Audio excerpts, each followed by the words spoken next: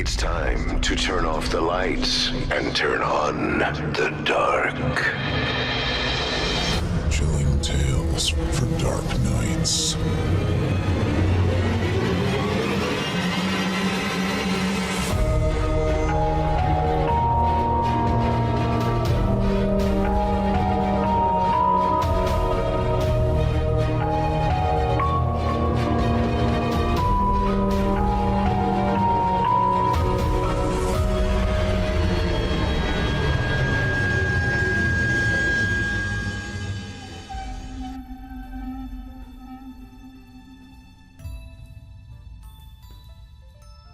Good evening, listeners, and welcome to another bone-chilling edition of Chilling Tales for Dark Nights. I'm your host, Steve Taylor, and tonight marks the grand finale, the fifth and final installment in our special Evil Idol Resurrection series. For the past several weeks, we've been digging into unforgettable performances from our Evil Idol voice acting competitions of years past, shining a spotlight on tales that left lasting scars on the imagination. And tonight, we close things out with two especially dark gems. Both come from our fifth annual competition in 2020. Now, 2020 was a strange year for all of us. It was right in the thick of the pandemic. And Evil Idol, like so much else, was delayed and eventually canceled mid-competition. No one ever officially advanced to round two, but that doesn't mean the performances from round one weren't extraordinary. And tonight, you'll hear two of the best. And remember, Evil Idol is back in full force right now for 2025. Round one is underway and round two begins this November. If you haven't already, make sure you're subscribed to our YouTube channel with notifications enabled so you can watch, vote, and help us decide who will rise to victory and who will fall. While you're there, check out our complete Evil Idol archives from 2016 through 2020, available exclusively on YouTube. Relive every eerie audition, every unforgettable performance, and prepare yourself for the next great voice of horror. And don't forget, you can also follow us wherever you get your podcasts, including Spotify. And if you enjoy what we do, drop us a 5-star review on Apple Podcasts. Every review helps us bring the chills to more listeners like you.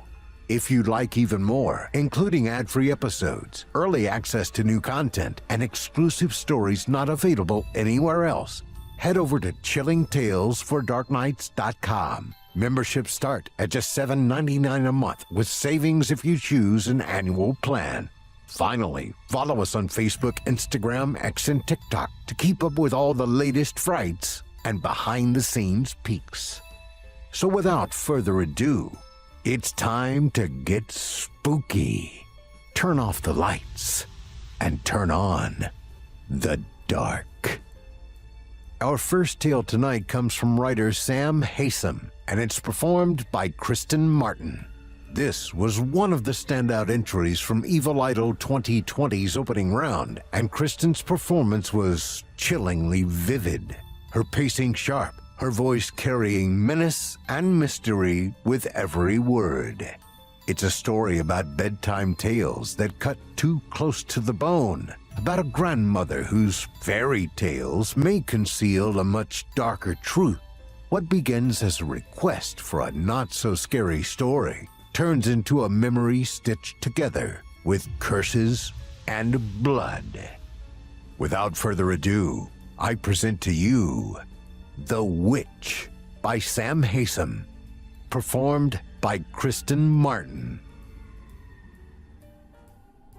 Why would you tell a 5-year-old kid such a fucked up tale? Ever since the memory of my 5th birthday came back to me, this is the question I've kept asking myself. But I don't have the answer. I suppose I shouldn't be that surprised, given the other stories my grandma told me when I was little. The one about Mr. Longfingers, for instance, and the secret of the special knock. I really shouldn't be surprised at all. What follows is a memory from the day I turned 5, because it's taken weeks of therapy for me to unlock it. Grandma, you tell me a story before bed? She was halfway to the bedroom door when my words stopped her. I didn't want her to go. Grandma had just tucked me in and turned off my bedside lamp, and I suddenly felt afraid. Partly, it was the darkness of my bedroom. The shadows were so thick, I could barely make out my stuffed toys sitting in a row on top of my dresser.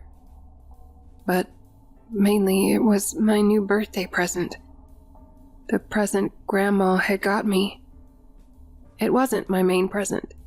That was the pack of monsters in my pocket toys I'd ripped open downstairs. This was an extra present. A secret present. I hated it. Even in the dark, I could see its shadowy outline on my table. It gave me the creeps. A story? Well, what kind of story would you like to hear? It was a silly question because Grandma only ever told me one type of story. The scary kind. But because I was already a bit freaked out, I said something I wouldn't normally have done. Nothing too scary, Grandma. Grandma raised her eyebrows at me. Not too scary? I shook my head. She leaned over and switched my bedside light back on, then perched at the foot of my bed, smiled down at me.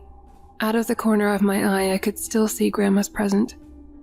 It was watching me from my bedside table. I did my best to ignore it. Okay, said Grandma, making herself comfortable. I think I'll tell you a story about a witch.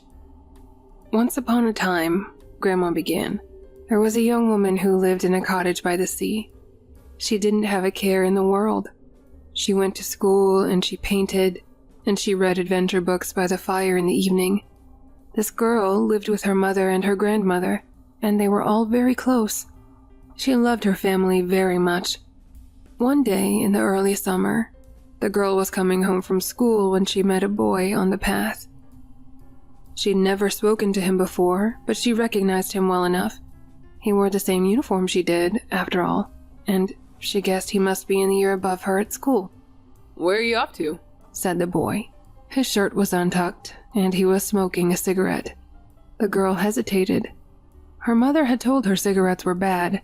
She'd also told her never to speak to strangers on her way home from school. But then again, thought the girl, was this boy actually a stranger? The headmaster at their school said they were all one big family. If this boy wore the same uniform as her, they couldn't really be strangers, could they? I'm going home, answered the girl. My house is along this path. The boy finished his cigarette, then flicked it into the grass. He smiled at the girl. And before you go home, don't you want to see something cool? He asked. The girl was curious, but she also knew she couldn't be late. Her mother would worry terribly if she was late. So she thanked the boy and told him she had to be on her way. But just as she walked past him, he called out to her again. It's a puppy, said the boy. Our dog had a litter of puppies last week, and Dad said I could keep one. It's in this old barn near my house. Don't you want to see the puppy? Now the girl loved puppies. She'd wanted a dog for as long as she could remember, but her mother always said they couldn't afford one. Right then, she'd have given anything in the world to pet a cute little puppy. When she closed her eyes, she could just picture it. A happy little dog with a big pink tongue and a wagging tail, eager to meet her. The girl paused and looked down the path that led back to her house. She thought about her mother. Then she looked back at the boy who was smiling at her. Was there really any harm, thought the girl, in taking a quick look? So the girl followed the boy, and he led her over a stile and across a big, big field. And they kept going and going until the girl saw a large barn towering in the distance. And she was so excited that she walked as fast as she could, and the boy laughed and walked right along with her. The girl only started to feel nervous when they were right outside the barn. It had taken longer to get there than she thought it would, and the sun was a lot lower in the sky now. She was going to be late getting home. Her mother would be worried. She wanted to see the puppy quickly so she could hurry back.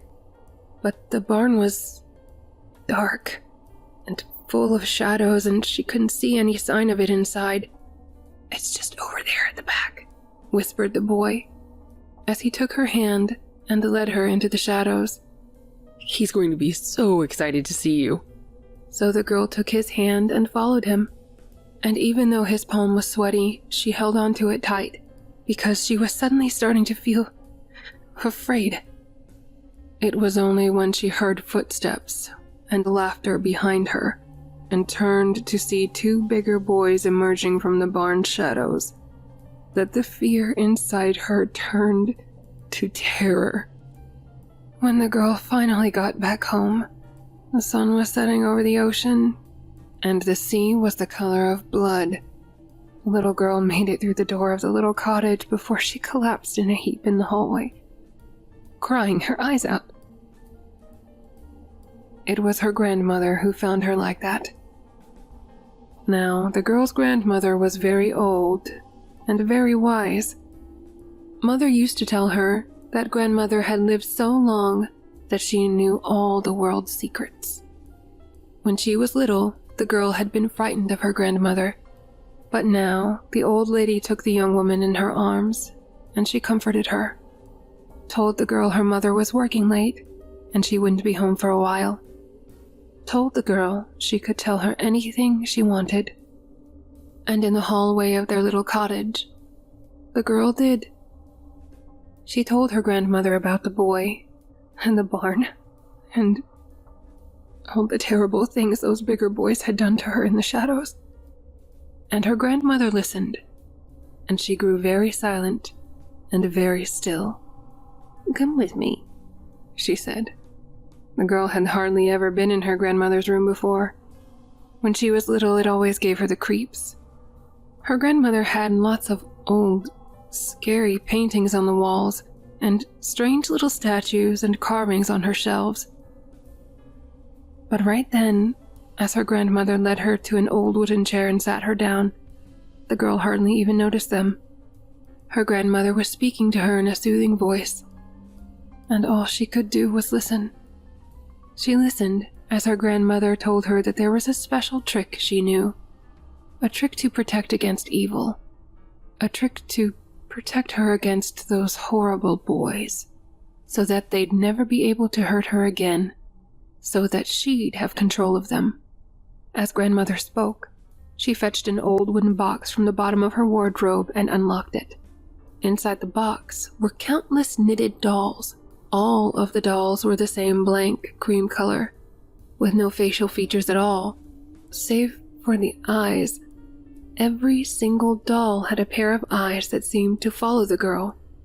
As grandmother pulled 3 dolls out of the box, she closed her own eyes, began to whisper. The sound made the girl's skin itch, but it didn't last long. Soon her grandmother had lined the dolls up on the carpet and her eyes were open again. The last thing she pulled from the box were a pair of black knitting needles and some yarn. "Those boys that hurt you, sweetheart," she whispered. "I want you to describe them to me." And although she was still terrified, and although it made her feel sick, the girl did. She described the boys as well as she could remember. She described them as her grandmother went to work with her needles. And finally, with the blood-red sun disappearing below the sea outside the cottage window, the dolls were finished. The girl's grandmother took the girl by the hands and looked into her eyes. "I want you to keep hold of these dolls, sweetheart," she whispered. "As long as you have possession of them, those boys will never be able to hurt you again." And you know what? Those boys never did. The girl was sitting in an armchair overlooking the sea when her grandmother burst through the door of the cottage. It was 2 days after they'd made the dolls, and for the first time since she'd met the boy on the pathway, the girl was feeling calm again. As the girl turned from the window and smiled in greeting, the old woman held a newspaper out to the girl with shaking hands. "3 brothers tortured and killed in brutal mass slaying," read the headline. "Agatha," whispered her grandmother. "Oh, Agatha, what did you do?" But the girl just kept smiling. She kept smiling as she took her grandmother by the hand and led her upstairs to her bedroom. She kept smiling as she opened her little cupboard and pulled out a cardboard box. And when the old lady cried out in shock and horror as she saw the 3 dolls inside, the girl kept smiling still. "What did you do, Agatha?" whispered her grandmother again. But it was pretty obvious what the girl had done. Each of the dolls had been impaled with at least a dozen sewing pins, all of which had been pushed through their knitted heads. The area below each of their waists had been burned black with a flame. The girl smiled down at her work and took her grandmother's shaking hands in her own. "They won't be hurting anyone now, will they?" she whispered. You see, sweetheart, Said Grandma as she stood up from my bed and switched off the light. I gave you one with a happy ending. I lay in the dark, feeling sick. I don't think I'd understood everything Grandma had told me. Not right then, at least. But I'd understood enough. I'd understood enough to know I felt worse now than I had before the story started. "Grandma, wait," I said, my voice stopping her mid-turn. "Isn't your name Agatha?" Grandma looked back at me and smiled. She walked over and leaned down, kissing me on my forehead. "Time to get some sleep, Chris," she whispered. "And remember, that present I got for you is always there, if you ever need it." She stood up and left my bedroom. I stared after her, but a few moments later, my eyes were pulled back to the gift on my bedside table. The knitted doll. It gazed right back at me, its face featureless, save for 2 blank, staring eyes. You've just heard The Witch, written by Sam Haysom and performed by Kristen Martin. A haunting meditation on family ties and the legacy of darkness passed from one generation to the next. Through Kristen's voice, the bedtime story became something far more sinister, an inheritance no child should ever receive.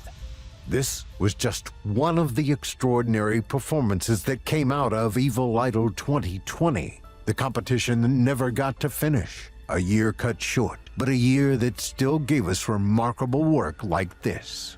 If you enjoyed it, don't forget, every Evil Idol season from 2016 to 2020 is waiting for you right now on our YouTube channel. And of course, Evil Idol 2025 is happening as we speak, with round 2 beginning this November. Head to YouTube, watch the entries, and cast your vote to help crown the next great voice of horror. Our second feature tonight is no less disturbing. It comes from writer Andy Levy, and it's performed by Milo Reed. This too was a round 1 highlight of the 2020 competition, and Milo's performance captured both desperation and dread, pulling listeners deep into the nightmare. This one's about love and the terrible lengths we'll go in order to save the ones we hold dear. When modern medicine fails, a desperate cure is sought, but the price is unholy, and the hunger it awakens can never be satisfied. Without further ado, I present to you My Girlfriend is a Cannibal by Andy Levy, performed by Milo Reed. A horrible curse befell my girlfriend, and now she can only eat human meat, and I'm her personal butcher. It all started 2 years ago, when my girlfriend became very ill and struggled to eat. Anything she did eat would usually come back up a few minutes later. At first, the doctors weren't sure what was wrong with her, theorizing it may be a stomach ulcer, but after her health continued to deteriorate, further tests revealed that she wasn't suffering from stomach ulcers, but instead, stomach cancer. This news shattered our world. Never in a million years could we have guessed it would be cancer. Elaine was in her mid-20s, and I know that doesn't make you immune, but it sure makes you feel that way. The cancer was caught pretty late, and neither of us had a lot of money, essentially living paycheck to paycheck, so our medical options weren't great. We live in Buffalo, meaning we were just 30 minutes too far south for good and affordable medical care. And with Elaine unable to work, I made the choice to take on a second job as a nightly garbage collector. Didn't pay great, but beggars can't be choosers. It was at this job, however, that I met Eli Carson. Eli was a wild dude. He was only 30, but looked easily as if he was in his mid-40s, and had a shaved head with a singular rat's tail hanging out the back. His eyes were dark green, and his face had a long, thick scar going from his right eyebrow, down across the bridge of his nose, right down to his left cheek. The craziest thing about him, though, is that he grew up in a cult, a sort of offshoot of the unification movement cult set up by the more eccentric members. He told me he'd been a member from birth, and lived in a commune until he was 19, at which point he escaped. The stories he had from the cult made the night shift go by much quicker, but it was once I told him about Elaine's situation that the funny stories turned serious. Due to his cult links, Eli knew some pretty weird and out there people, and he put me on to someone who he said could cure Elaine 100%. Her name was Madame Arachnia.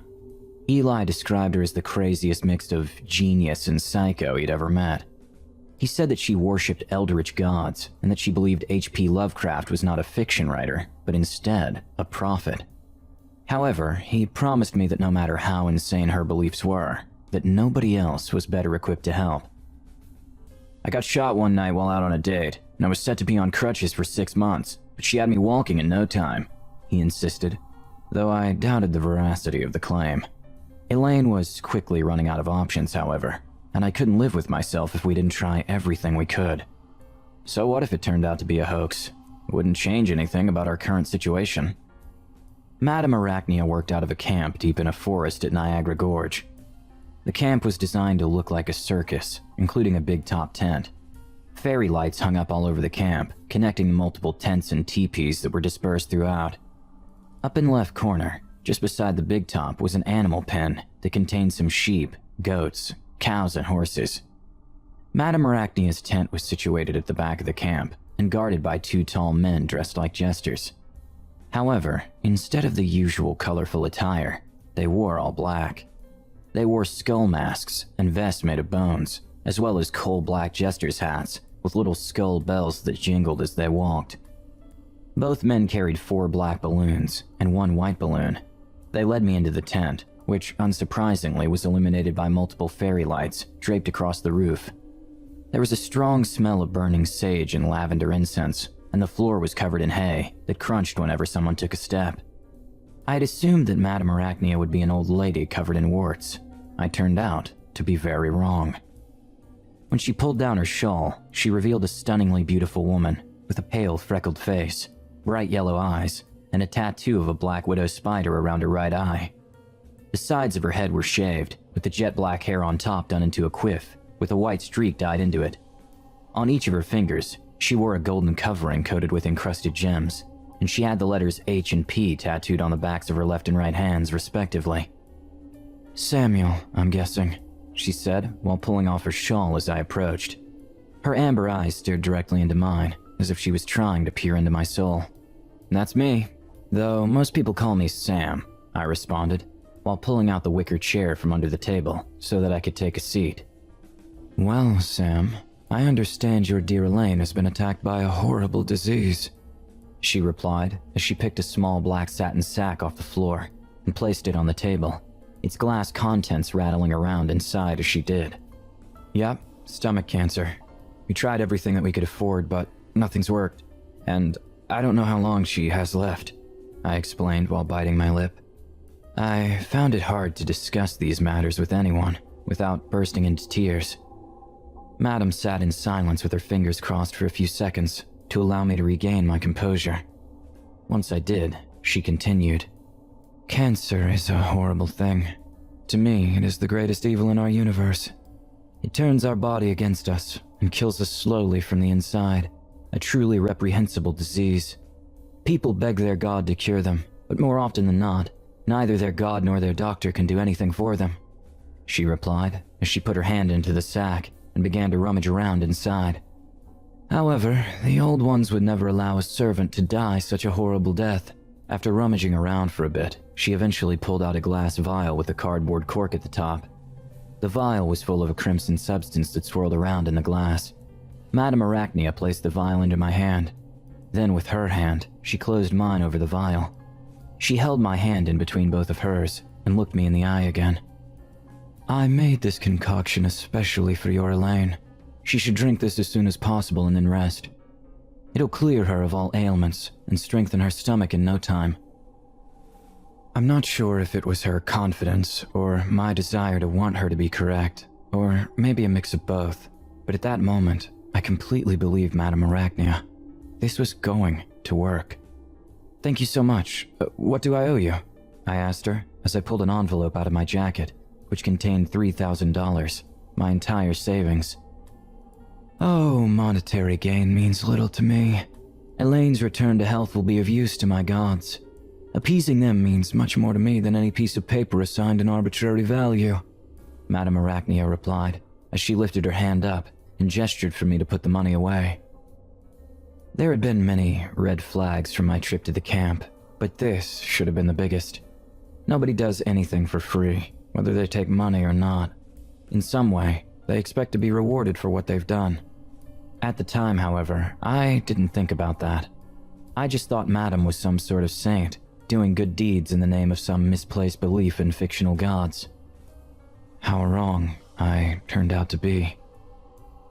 The first 4 days after Elaine had taken the potion were no different than usual, and I started to believe we had fallen for a stupid hoax. I was angry at myself for falling for such an obviously fake cure. I was even angrier for having put Elaine through more stress, getting her hopes up again for nothing. On the 5th day, though, things changed for the better. Elaine woke up and seemed to be doing much better. The color had come back to her face, and she was full of energy. Her beautiful smile touched each of her rosy red cheeks in the morning when she woke me up to tell me how amazing she felt. I couldn't believe my eyes when I saw how great she looked. If it weren't for the weight loss, you wouldn't have believed that she was a cancer patient. However, the good feelings didn't last, as she immediately vomited when she ate some toast that I had made for her.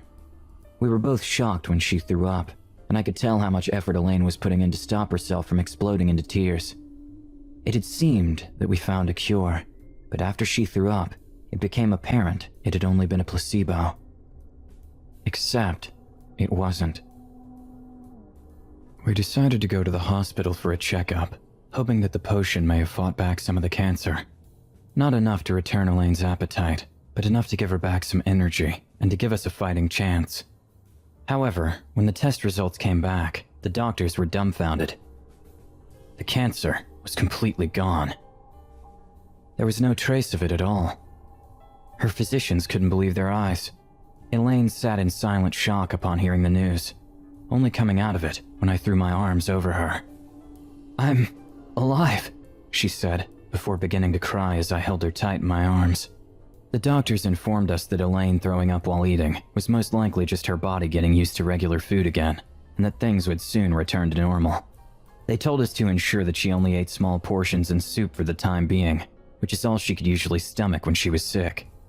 However, over the next few days, she couldn't even stomach that. 4 days had passed since she got the all clear, and she couldn't even eat some toast and soup. The rest of her body had been cured, but it seemed like her stomach had deteriorated. I decided I needed to meet with Madame Arachnia again. If anyone had answers, it was her. I just wish the answers I received had been different. When I reached the camp, I was once again greeted by the creepy jesters who walked me into Madame's tent. I explained to her that the potion had worked, but that Elaine couldn't eat no matter what we tried. Her response to this took my own appetite away from me. "Well, of course she can't eat. You aren't feeding her the right meat," she said as she placed some tarot cards face down on the table, keeping her eyes focused on them as she spoke to me. "Well, you never told me that there was food she couldn't eat. What can she eat?" I replied, expecting to get an answer like horse or rat. However, the answer was much, much worse. "Humans," she replied as she lifted her head to finally look at me and grin. My heart sank into my stomach upon hearing this, and I began to sweat profusely before lashing out in anger. "Don't joke with me!" I screamed as I jumped up from my seat and pounded a closed fist against the table, causing the tarot cards to fly off and flutter to the floor. Both of the jesters took a step forward, preparing to attack me, but Madam ordered them to step back before beckoning for me to retake my seat. "Sit down and relax, Sam. I am not joking. My potions aren't a miracle. They cure, but they need something in return.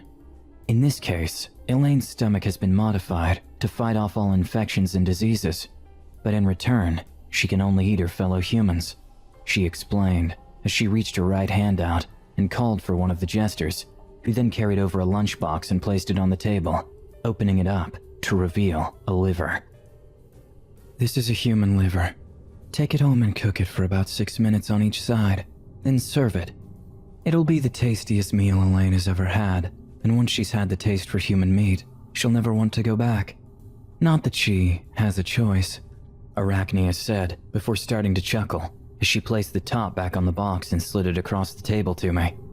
The anger I had felt before quadrupled as I sat there being mocked.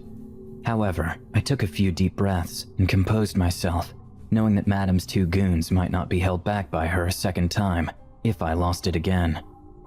"And how do I know this is a human liver? This could easily just be a liver from one of your animals. I want you to stop playing around with me and give me a proper answer. Stop this frustrating joke, please," I calmly replied as I sat back in my chair and crossed my arms. Madam didn't immediately respond. Instead, she turned her head to look at the jester to the left of her and nodded to him. Once she did, he walked away to the back of the tent, coming back a moment later with a plastic bag slung over his shoulder. He walked up to the table and dropped the bag directly onto it. The full weight of the bag hit the tabletop with a loud thud before a head rolled out from it. A human head. Once the head rolled out, I leaped from my seat and screamed before the jester put both hands on my shoulders and forced me back down into the chair, hoarsely ordering me to sit now. "We don't do jokes around here, Samuel. If I say something, I mean it," Madame Arachnia said with a serious tone, though I was no longer looking at her. My eyes were transfixed on the detached head sitting on the table in front of me.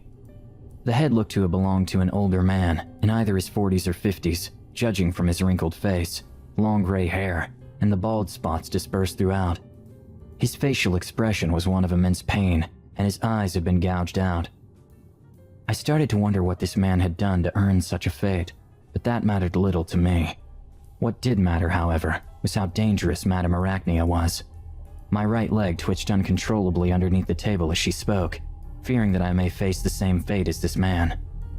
"Now, take that lunchbox, leave this camp, and never dare return. The boys will see you out," Madame Arachnia said as the jesters approached me and lifted me out of the chair. One of them handed me the lunchbox before both walked me out of the camp and back to civilization. When I got home, I cooked the liver just as Madame had told me to, and just as she predicted, Elaine loved it. But more importantly, she was able to keep it down. I waited until the next day to see if she was able to keep it all down, before sitting her down and explaining to her that she had consumed a man's liver. At first, she thought it was a joke, but once I assured her it wasn't, she understandably slapped me across the face and stormed off, leaving me alone with a deep red hand-shaped mark on my face. She didn't return until later that night, but when she did, she was much calmer than when she left. It was that night that we accepted we only had 2 choices going forward. We could either do what needed to be done, or allow Elaine to starve. The latter was never an option, and there was no plan B, so it was obvious that we would need to kill to keep Elaine alive. I said that I would do it, as I had gotten us into this mess. We are, or should I say were, both pretty non-violent people, so jumping straight into murdering people wasn't easy.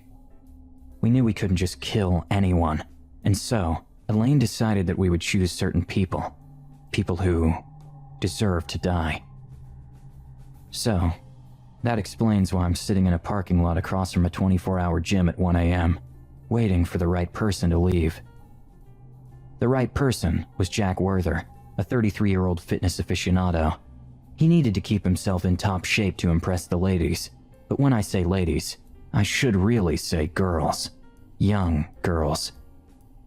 Jack usually likes them between 13 and 16, and he was into some pretty weird stuff.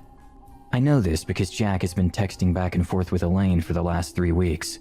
He's been led to believe that she's a 14-year-old girl. I've done this a few times now, so you might assume I was getting used to it.